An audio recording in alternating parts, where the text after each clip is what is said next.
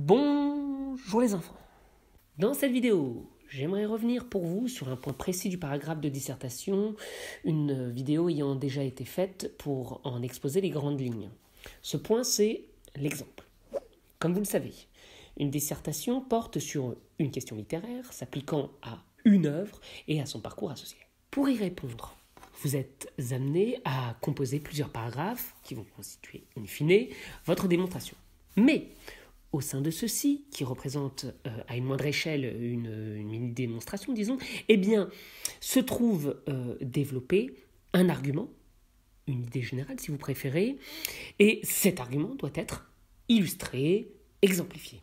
Bon, pour en venir à l'exemple.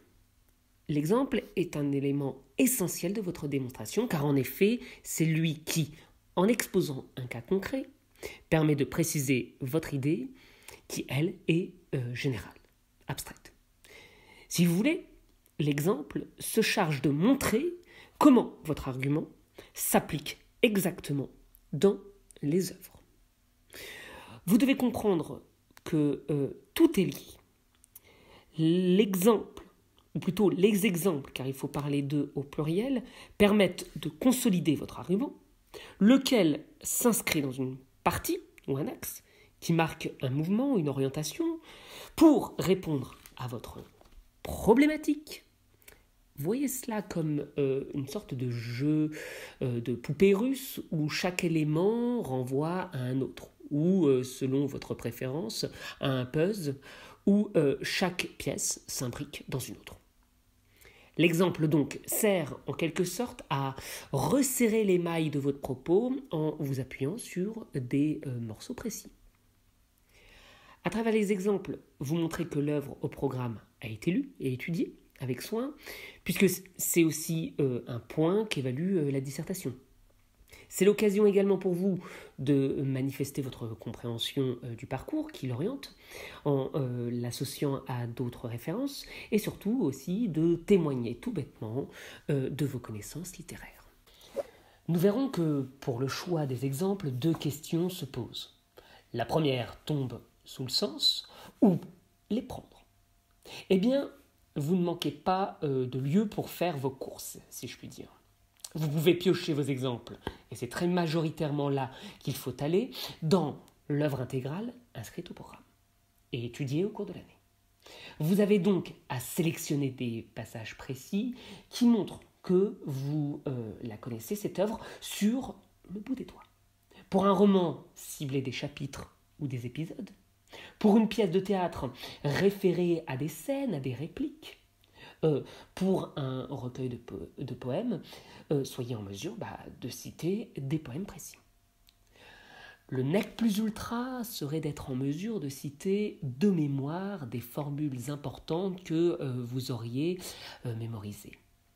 Bien entendu, vous n'oublierez pas d'employer aussi les explications de texte faites en classe et que vous avez révisé scrupuleusement normalement pour l'oral. Sinon, vous pouvez aussi élargir le spectre de vos références afin d'élargir votre réflexion. Que ce soit bien clair, l'accent doit être mis sur l'œuvre sur laquelle porte le sujet. Mais vous pouvez, en guise d'ouverture, de contrepoint, voire de comparaison, évoquer des exemples extraits d'autres œuvres, notamment celles du parcours. Elles sont d'ailleurs pensées pour cela. Pensez à vos lectures cursives, qui font écho à l'œuvre intégrale, et puisque votre culture ne se limite pas à cette année et au travail fait en classe, vous pouvez enfin opérer des liens et des rapprochements avec des œuvres lues au cours de votre scolarité ou pour votre propre loisir. Bref, vous voyez qu'il ne faut pas hésiter à ratisser large. Plus vous aurez de munitions, plus vous vous donnerez de chances de remporter la bataille de la dissertation. La deuxième question porte sur les modalités de sélection. Comment choisir ces exemples ? Eh bien déjà, il faut que ceux-ci entretiennent un lien clair et logique avec l'argument. C'est une question de juste association. Mariez vos exemples à des arguments qu'ils évoquent étroitement. Les exemples, 2 ou 3 par paragraphe, je vous le rappelle, doivent également être assortis entre eux. Bien souvent, un exemple en appelle un autre qui résonne logiquement avec lui. Un troisième critère doit vous guider pour adopter un exemple, c'est votre capacité à vous exprimer dessus, tout simplement. Si ce n'est que pour en faire une allusion, incapable que vous seriez d'en dire plus, ce n'est absolument pas la peine de le mettre dans votre escarcelle. On le verra, un exemple demande une pleine maîtrise de son contenu. Ne vous engagez pas dans ce que vous ne connaissez que partiellement, ça se verra. Enfin, gardez en mémoire des sujets que vous avez pu faire au cours de l'année. Il est possible, je dis bien possible, que vous puissiez recaser, entre guillemets, des idées et des exemples que le corrigé vous propose. Je vous rappelle que les exemples ne s'improvisent pas, qu'ils se programment, et ce, dès le brouillon, à l'étape du plan détaillé. Ça évitera ainsi que vous vous répétiez ou que vous en veniez à en manquer. Dès le brouillon, notez les références et précisez sommairement l'emploi que vous réservez à vos exemples, c'est-à-dire le lien que vous ferez avec l'argument. À ce propos, voici un exemple de plan détaillé sur les fleurs du mal de Baudelaire. J'ai ma problématique, la même que dans la vidéo sur l'introduction de dissertation, jetez-y un coup d'œil au passage. J'ai le titre de ma troisième partie et j'ai esquissé le cadre de mon paragraphe qui portera sur la bizarrerie du beau chez Baudelaire. Je prends le soin de préciser le cadre de mon paragraphe afin de bien circonscrire ma réflexion. Si son champ est trop large, je risque d'avoir du mal à choisir des exemples cohérents. Ils partiront, entre guillemets, dans tous les sens. Voici donc 3 exemples extraits de l'œuvre de Baudelaire. Le premier est une citation d'un article, et les 2 autres sont des poèmes précis du recueil. Vous remarquerez qu'à chaque fois, je prends le soin, avec une flèche, d'expliquer rapidement en quoi ils peuvent me servir à montrer que le beau chez Baudelaire est toujours bizarre. Puisque je suis généreux et très cultivé, n'est-ce pas ? J'en profite pour ajouter un exemple d'ouverture. Je note ainsi un exemple dont je ne me servirai peut-être pas, extrait d'un autre auteur, André Breton.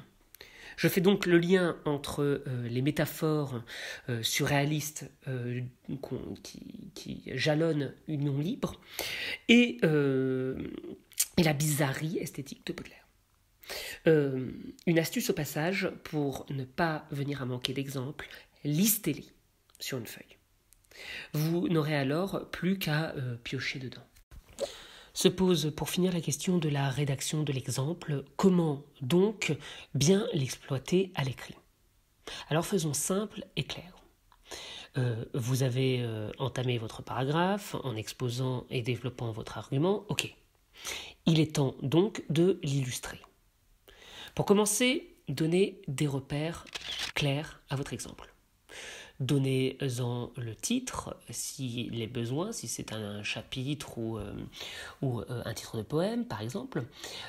Précisez l'auteur et l'œuvre si c'est un autre que celui sur lequel porte majoritairement la dissertation. Prenez bien la peine de donner la situation de l'exemple, c'est-à-dire dans quel chapitre, dans quelle partie, dans quel acte, dans quelle scène. Il faut clairement avoir des repères. Et puis aussi, faites un effort de contextualisation. Bon. Ensuite, deuxième étape, vous allez résumer l'essentiel de votre exemple, c'est-à-dire l'orienter dans le sens de l'argument. Tout simplement, vous faites un bref exposé clair, pédagogique. Faites toujours comme si votre correcteur n'avait pas lu l'œuvre. Donc, à vous de lui expliquer. Et puis éventuellement, pour bien préciser votre résumé, vous pouvez jalonner quelques citations. Et puis, troisième et dernière étape pour bien exploiter un exemple, c'est la conclusion, si j'ose dire. C'est-à-dire qu'à partir de ce que vous avez précédemment exposé, il faut tirer des conclusions qui permettent de faire le lien avec l'argument. Alors, voyons à titre d'exemple ce que cela peut donner. Enfin, voyons donc l'exemple de l'exemple.